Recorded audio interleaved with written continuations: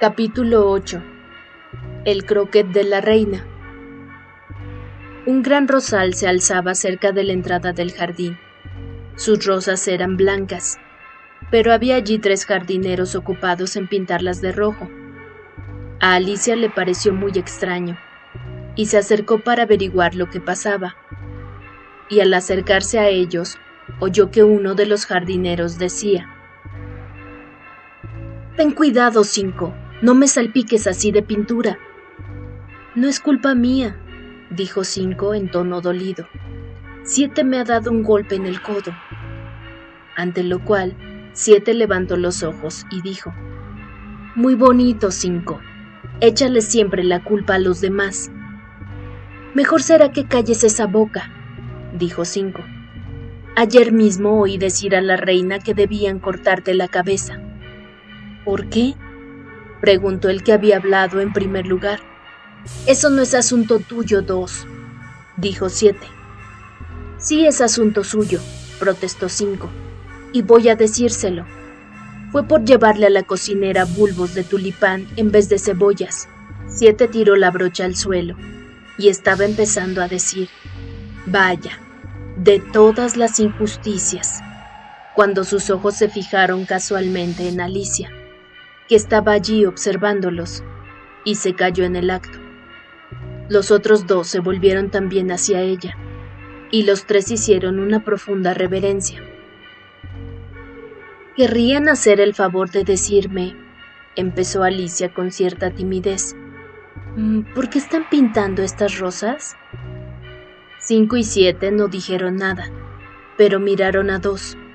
Dos empezó en una vocecita temblorosa: «Pues, verá usted, señorita, el hecho es que esto tenía que haber sido un rosal rojo, y nosotros plantamos uno blanco por equivocación. Y si la reina lo descubre, nos cortarán a todos la cabeza, ¿sabe? Así que, ya ve, señorita, estamos haciendo lo posible, antes de que llegue ella para...». En este momento, 5, que había estado mirando ansiosamente por el jardín, gritó: «¡La reina! ¡La reina!». Y los 3 jardineros se arrojaron inmediatamente de bruces en el suelo. Se oía un ruido de muchos pasos, y Alicia miró a su alrededor, ansiosa por ver a la reina. Primero aparecieron 10 soldados, enarbolando tréboles. Tenían la misma forma que los 3 jardineros, oblonga y plana, con las manos y los pies en las esquinas. Después seguían 10 cortesanos, adornados enteramente con diamantes, y formados como los soldados, de 2 en 2. A continuación venían los infantes reales, eran también 10, y avanzaban saltando, cogidos de la mano de 2 en 2, adornados con corazones. Después seguían los invitados, casi todos reyes y reinas, y entre ellos Alicia reconoció al conejo blanco. Hablaba atropelladamente, muy nervioso, sonriendo sin ton ni son, y no advirtió la presencia de la niña. A continuación venía el ballet de corazones, que llevaba la corona del rey sobre un cojín de terciopelo carmesí, y al final de este espléndido cortejo avanzaban el rey y la reina de corazones. Alicia estaba dudando si debería o no echarse de bruces como los 3 jardineros, pero no recordaba haber oído nunca que tuviera uno que hacer algo así cuando pasaba un desfile. Y además, pensó, ¿de qué serviría un desfile si todo el mundo tuviera que echarse de bruces, de modo que no pudiera ver nada? Así pues, se quedó quieta donde estaba, y esperó. Cuando el cortejo llegó a la altura de Alicia, todos se detuvieron y la miraron, y la reina preguntó severamente: «¿Quién es esta?». La pregunta iba dirigida al ballet de corazones, pero el ballet no hizo más que inclinarse y sonreír por toda respuesta. «Idiota», dijo la reina, agitando la cabeza con impaciencia, y volviéndose hacia Alicia, le preguntó: «¿Cómo te llamas, niña?». «Me llamo Alicia para servir a su majestad», contestó Alicia en un tono de lo más cortés. pero añadió para sus adentros: bueno, a fin de cuentas, no son más que una baraja de cartas. No tengo por qué sentirme asustada. ¿Y quiénes son estos?, siguió preguntando la reina, mientras señalaba a los 3 jardineros que yacían en torno al rosal, porque claro, al estar de bruces solo se les veía la parte de atrás, que era igual en todas las cartas de la baraja, y la reina no podía saber si eran jardineros, o soldados, o cortesanos, o 3 de sus propios hijos. ¿Cómo voy a saberlo yo?, replicó Alicia, asombrada de su propia audacia. No es asunto mío. La reina se puso roja de furia, y tras dirigirle una mirada fulminante y feroz, empezó a gritar: ¡Que le corten la cabeza! ¡Que le corten! ¡Tonterías!, exclamó Alicia, en voz muy alta y decidida. Y la reina se calló. El rey le puso la mano en el brazo y dijo con timidez: considera, cariño, que solo se trata de una niña. La reina se desprendió furiosa de él y dijo al valet: dales la vuelta a estos. Y así lo hizo el valet, muy cuidadosamente, con un pie. ¡Arriba!, gritó la reina, en voz fuerte y detonante. Y los 3 jardineros se pusieron en pie de un salto y empezaron a hacer profundas reverencias al rey, a la reina, a los infantes reales, al valet y a todo el mundo. ¡Basta ya!, gritó la reina. Me estáis poniendo nerviosa. Y después, volviéndose hacia el rosal, continuó: ¿qué diablos habéis estado haciendo aquí? Con la venia de su majestad, empezó a explicar Dos, en tono muy humilde, e hincando en el suelo una rodilla mientras hablaba. Estábamos intentando... Ya lo veo, estalló la reina, que había estado examinando las rosas. ¡Que les corten la cabeza! Y el cortejo se puso de nuevo en marcha, aunque 3 soldados se quedaron allí para ejecutar a los desgraciados jardineros, que corrieron a refugiarse junto a Alicia. No os cortarán la cabeza, dijo Alicia, y los metió en una gran maceta que había allí cerca. Los 3 soldados estuvieron algunos minutos dando vueltas por allí, buscando a los jardineros, y después se marcharon tranquilamente tras el cortejo. ¿Han perdido sus cabezas?, gritó la reina. Sí, sus cabezas se han perdido, con la venia de su majestad, gritaron los soldados como respuesta. Muy bien, gritó la reina. ¿Sabes jugar al croquet? Los soldados guardaron silencio y volvieron la mirada hacia Alicia, porque era evidente que la pregunta iba dirigida a ella. Sí, gritó Alicia. Pues andando, vociferó la reina, y Alicia se unió al cortejo, preguntándose con gran curiosidad qué iba a suceder a continuación. Hace un día espléndido, murmuró a su lado una tímida vocecilla. Alicia estaba andando al lado del conejo blanco, que la miraba con ansiedad. Mucho, dijo Alicia. ¿Dónde está la duquesa? Chitón, chitón, dijo el conejo en voz baja y apremiante. Miraba ansiosamente a sus espaldas mientras hablaba, y después se puso de puntillas, acercó el hocico a la oreja de Alicia y susurró: «Ha sido condenada a muerte». «¿Por qué motivo?», quiso saber Alicia. «¿Has dicho pobrecilla?», preguntó el conejo. No he dicho eso. No creo que sea ninguna pobrecilla. He dicho, ¿por qué motivo? Le dio un sopapo a la reina, empezó a decir el conejo, y a Alicia le dio un ataque de risa. «Chitón, chitón», suplicó el conejo con una vocecilla aterrada. «Va a oírte la reina». Lo ocurrido fue que la duquesa llegó bastante tarde, y la reina dijo: «Todos a sus sitios», gritó la reina con voz de trueno. Y todos se pusieron a correr en todas direcciones, tropezando unos con otros. Sin embargo, unos minutos después ocupaban sus sitios, y empezó el partido. Alicia pensó que no había visto un campo de croquet tan raro como aquel en toda su vida. Estaba lleno de montículos y de surcos. Las bolas eran erizos vivos, los mazos eran flamencos vivos, y los soldados tenían que doblarse y ponerse a 4 patas para formar los aros. La dificultad más grave con que Alicia se encontró al principio fue manejar a su flamenco. Logró dominar al pajarraco metiéndoselo debajo del brazo, con las patas colgando detrás. Pero casi siempre, cuando había logrado enderezarle el largo cuello y estaba a punto de darle un buen golpe al erizo con la cabeza del flamenco, este torcía el cuello y la miraba derechamente a los ojos, con tanta extrañeza, que Alicia no podía contener la risa. Y cuando le había vuelto a bajar la cabeza y estaba dispuesta a empezar de nuevo, era muy irritante descubrir que el erizo se había desenroscado y se alejaba arrastrándose.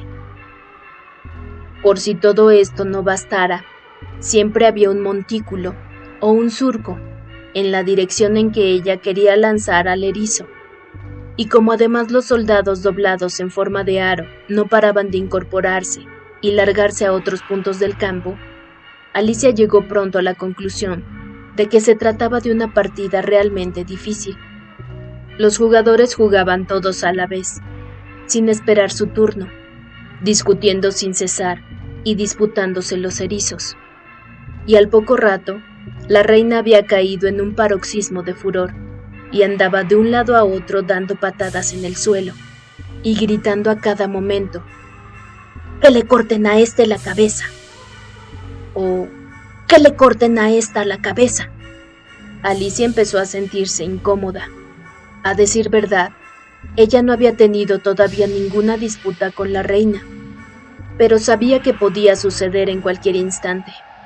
Y entonces, pensaba, ¿qué será de mí? Aquí todo lo arreglan cortando cabezas. Lo extraño es que quede todavía alguien con vida. Estaba buscando, pues, alguna forma de escapar y preguntándose si podría irse de allí sin que la vieran, cuando advirtió una extraña aparición en el aire.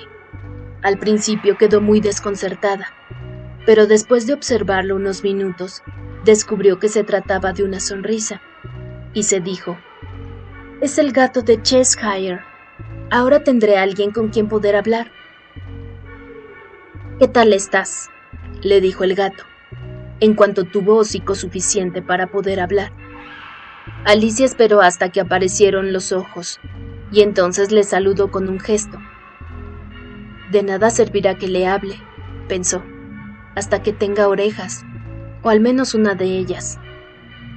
Un minuto después había aparecido toda la cabeza, y entonces Alicia dejó en el suelo su flamenco y empezó a contar lo que ocurría en el juego, muy contenta de tener a alguien que le escuchara. El gato creía sin duda que su parte visible era ya suficiente, y no apareció nada más. «Me parece que no juega ni un poco limpio», empezó Alicia en tono quejumbroso, «y se pelean de un modo tan terrible que no hay quien se entienda, y no parece que haya ninguna regla, y si las hay, nadie hace caso de ellas, y no puedes imaginar qué lío es que las cosas estén vivas.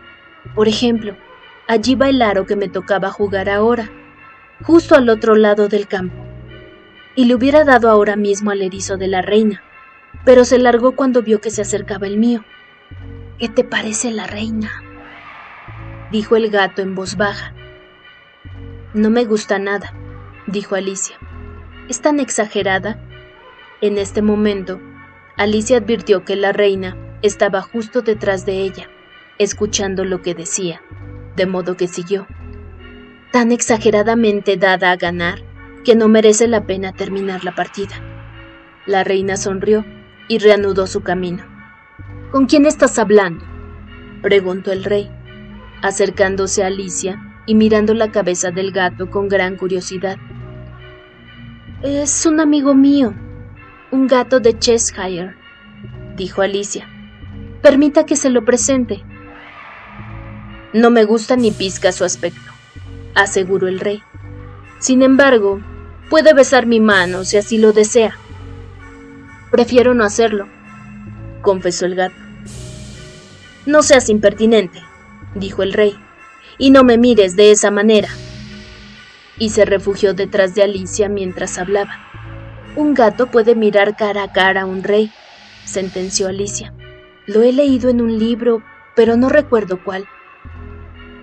Bueno, pues hay que eliminarlo, dijo el rey con decisión, y llamó a la reina, que precisamente pasaba por allí.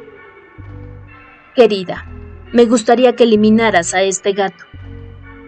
Para la reina, solo existía un modo de resolver los problemas, fueran grandes o pequeños. ¡Que le corten la cabeza!, ordenó, sin molestarse siquiera en echarle una ojeada.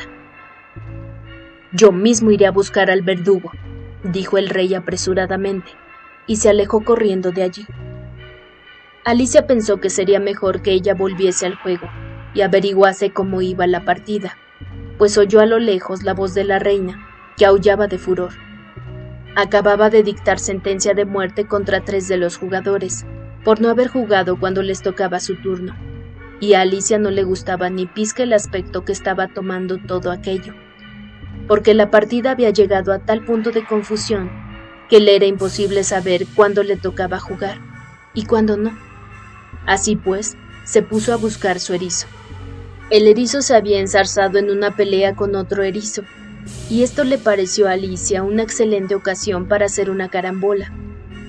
La única dificultad era que su flamenco se había alargado al otro extremo del jardín, y Alicia podía verlo allí, aleteando torpemente en un intento de volar hasta las ramas de un árbol. Cuando hubo recuperado a su flamenco y volvió con él, la pelea había terminado, y ya no se veía rastro de ninguno de los erizos.